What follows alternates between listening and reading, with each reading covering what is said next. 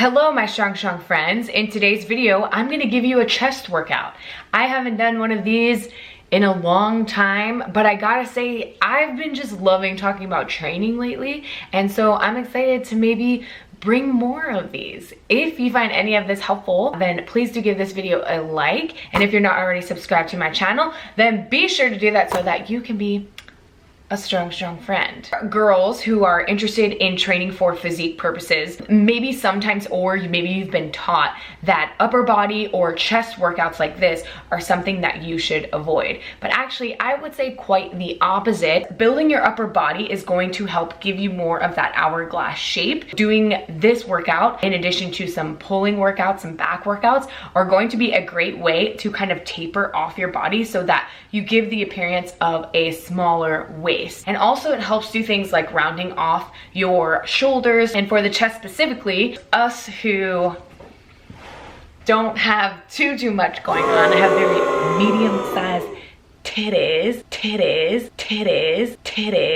Chest workouts help actually build up the muscles in my upper body in the front and help give me a little bit better posture so that I have more lift in my boobies. And I find that it's helped transform my body in more ways than one. So I hope that not only you'll find a badass pressing workout with this so that you can go in the gym and bench with all the bros, but also you find that it will achieve a lot of the physique goals that women have. And of course, it'll make you a better lifter overall. So I hope that you guys enjoy this video, and let's get into the workout. Actually, I lied. Before I get into this workout, I have to share something with you. Bodybuilding.com just released their first ever signature line protein bar, and it's interesting because bodybuilding.com for so long sold other people's products, and now finally in this past year alone, they're coming out with their signature line, and they're, you know, releasing their own stuff, their own like in-house brand. And they must have done so much research on my former favorite protein bars, because this just blows them out of the water. This is the best tasting protein bar I've ever had. The macros I'll put on screen right here. It is just amazing. They come in 2 flavors, chocolate peanut butter. This kind of looks like cookie dough, don't it? Because it's very much so like a soft cookie wrapped in crunch, wrapped in chocolate or peanut butter. Chocolate peanut butter flavor, and then they have cookies and cream. Yeah, cookies and cream. This one, if I had to choose, definitely wins, but they're both amazing. I recommend that you get them before they sell out because I think it's gonna happen soon. That's my plug. I am sponsored by bodybuilding.com. Okay, let's get into the workout. All right, you guys, this workout is going to start with one of my favorite movements. This is the single arm dumbbell bench press.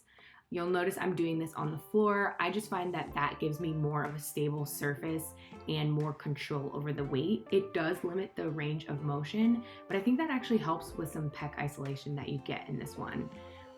For this one, you're gonna complete 1 set for 10 reps each side and then switch.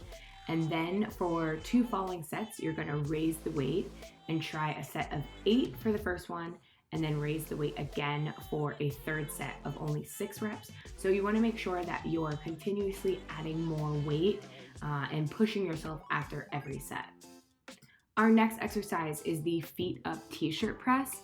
And first I wanted to address Powerlifter Arch, and I wanted to discuss my form in particular and why it actually looks the way it does. So women are more often to get called out for their arch because of their individual shape.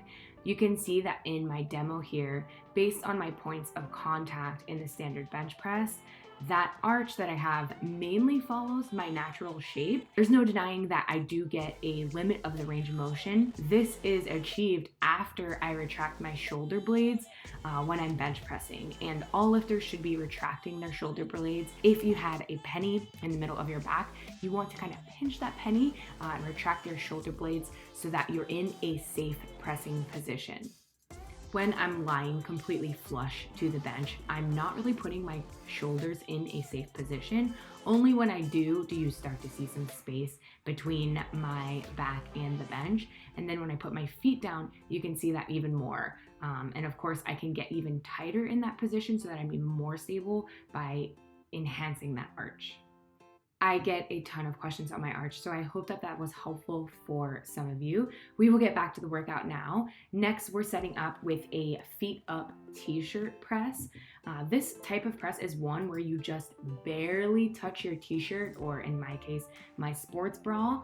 And I'm doing this so that I'm maintaining tension under the bar and I'm staying really, really tight off my chest. This will help anyone who's a power lifter who needs help staying tight off the chest. It's a great movement to incorporate into your accessory work. Staying really tight at the bottom range of motion for this will help build your pecs. And for this exercise, you're going to actually work up to a heavy 5-rep max, or just a heavy set of 5, something that feels pretty heavy to you. And then after that set, you're gonna subtract 15% of your heaviest weight, and then take that weight, that number that you calculate, for 3 sets of 7. In between sets, you wanna rest about 90 to 120 seconds, because you are kind of pushing the weight here. You do wanna make sure that you're resting enough so that you can recover, so that you can make your next set. Okay, our third and probably hardest movement is this push-up progression. You're gonna do 2 rounds of this, and start with your feet elevated and do as many reps as possible in this push-up position. It's gonna be really hard. Try to squeeze your core and then squeeze your butt so that you have a full plank position and you're not cheating on any of these reps. Right now I'm watching and I'm doing an okay job. Pretty impressed. Oh, and I failed there. So whenever you get to that point of failure, then you want to do a drop set and go straight into an AMRAP set of push-ups without your feet elevated. So it'll be a little bit easier, but still pretty hard. Realize that if you're going full, like if you're going all out on that first set, these next sets, even though you're drop setting, are going to be really hard. So once you fail there, then create an assisted push-up position. So you can either do it here with your hands elevated on the same surface that you used for the first round, or you can do push-ups on your knees. This is super hard. You're going to feel the burn, but this is a great way to push yourself. So try your best and try to make it easier. Don't try to make it easier. Try to know that it's going to be hard, but just keep on pushing. Oh. You know, the knee part wasn't part of it. I know, I just wanted to go into it. All right. You did one. That's hard. How are your titties? Did they grow?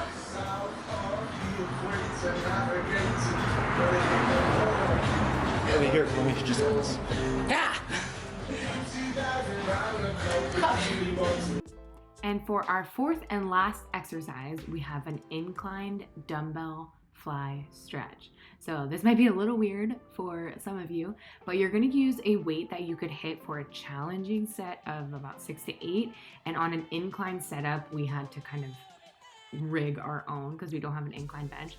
So you can do the same thing if you're in a more functional space. You're going to perform a hold for max time in the widest range of motion, or like the deepest stretch that you have. So I was actually only holding mine for about 15 seconds. If you can hold yours for a little bit longer, that's good, but use a light weight and just get started. You're just gonna do these for 2 rounds, rest 30 to 60 seconds in between rounds. That's it for the workout, guys. I hope that you enjoyed. If you have any questions, let me know in the comments below. And if you try this workout, then tag me on Instagram at MegSquats. I'll see you in the next one.